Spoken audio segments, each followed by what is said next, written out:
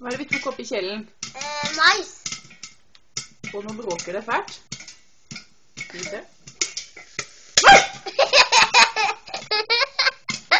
Hva var det for noe? Det var ikke en mais.